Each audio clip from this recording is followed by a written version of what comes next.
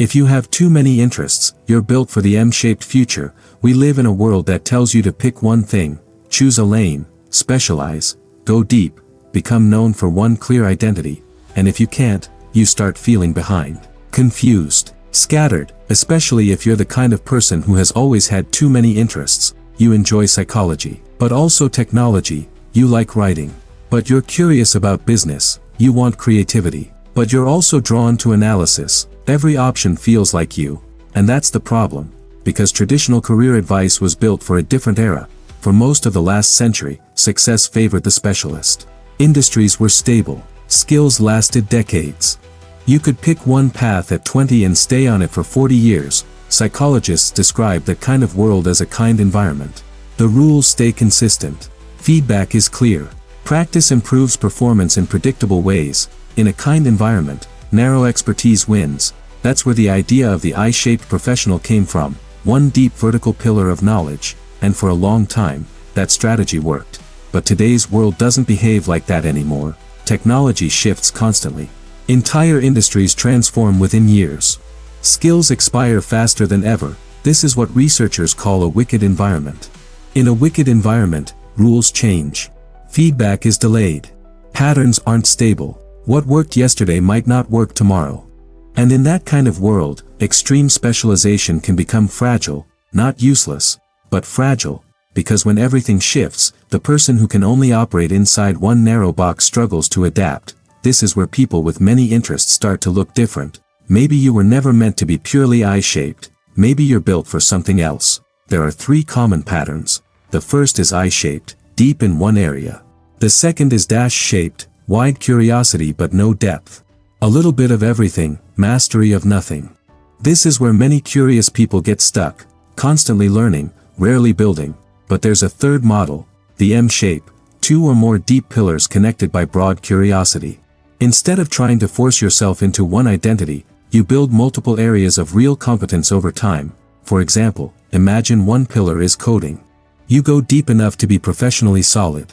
Another pillar is storytelling. You study communication, persuasion, narrative. Now you're not just a coder, you're someone who can explain complex systems clearly. That combination becomes rare, and rarity creates opportunity. The cognitive strength behind this is something called far transfer. Specialists rely mostly on near transfer, applying skills to similar problems, but integrators use far transfer, taking principles from one field and applying them in a completely different one.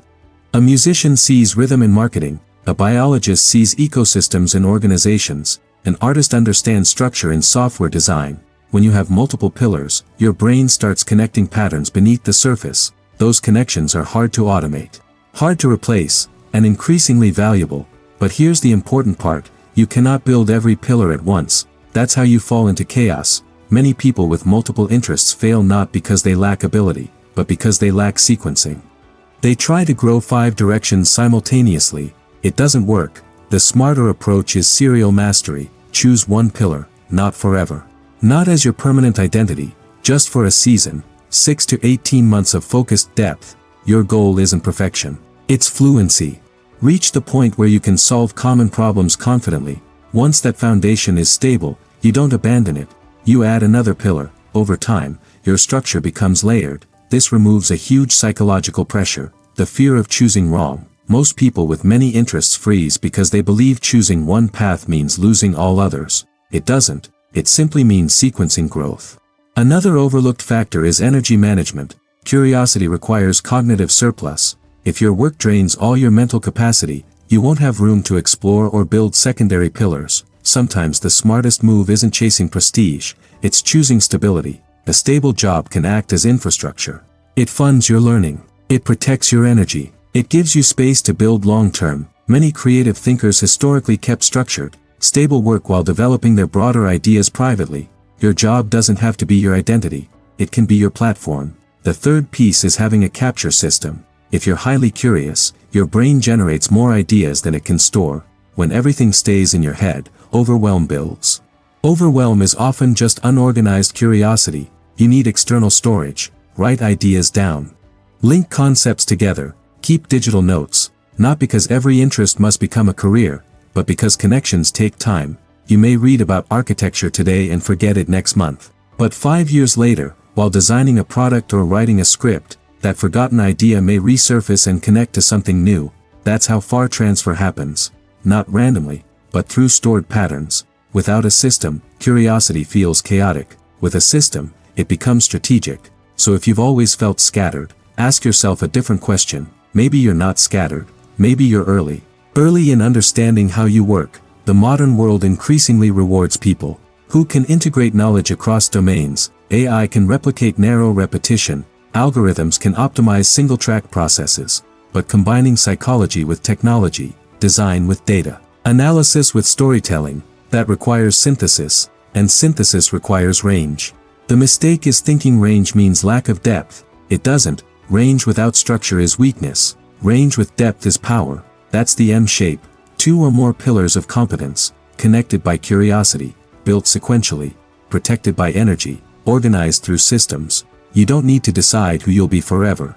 You only need to decide what you're building next. That small shift removes paralysis. Instead of asking, what is my one true path? Ask, what pillar am I strengthening this year? Over 10 years, that question compounds.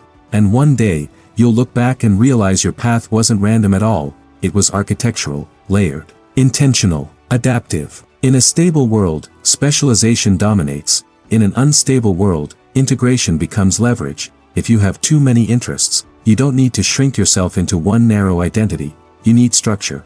Because in a wicked, fast-changing environment, the ability to connect worlds may be more valuable than knowing only one. You're not broken. You're not unfocused. You may simply be built for the M-shaped future.